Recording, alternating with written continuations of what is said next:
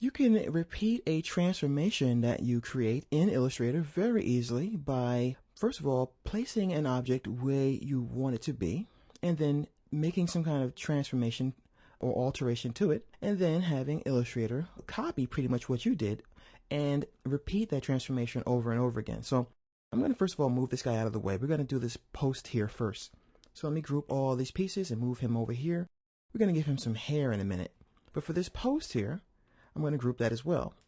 I'm going to show you something. If I hold down on my keyboard the Alt and or Option key on the Macintosh while holding down the Shift key, and I drag, I create one transformation. I pretty much just copied and moved this artwork. So once again, that is with the Alt or Option key and Shift down. What you'll notice, by the way, before you do that, is that when you hold down the Alt or Option key, you'll see a little double-headed mouse icon. And when you grab the Shift key, it kind of goes away. What you normally have to do is just click on it and then click on it again, and then the transformation will occur for you. So let me undo that one because I already have one transformation that I created. I simply copied and moved something. If I go to the Object menu and I go to Transform, you'll see that Illustrator says Transform again, which means it's going to duplicate what I just did. I can also press on my keyboard Command or Control D to access this more easily. So I'm going to go ahead and do that keyboard shortcut about 5 times. And each one of these is exactly the same distance away based on my original transformation. How cool is that? Alright, so I'm going to move these guys out of the way for now. And now we're going to give our guy some hair using the same technique, but we're going to throw in a little bit of a twist. I'm going to put some rotation in here. So I'm going to grab my spiral.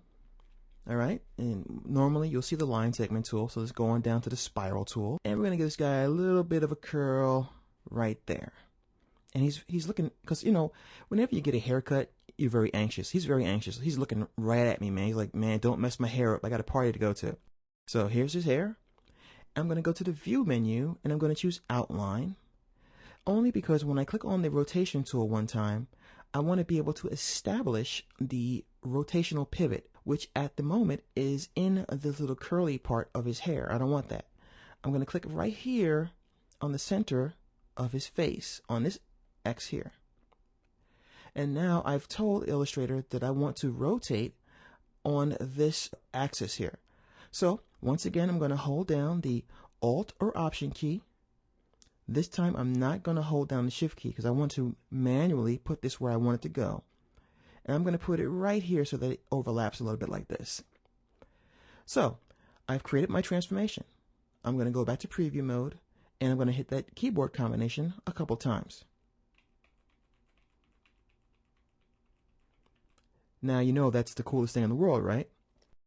Now every time the Illustrator repeats my transformation, it looks at where that rotation pivot is, and it moves the object based exactly on the increments that I manually put in when I moved it myself.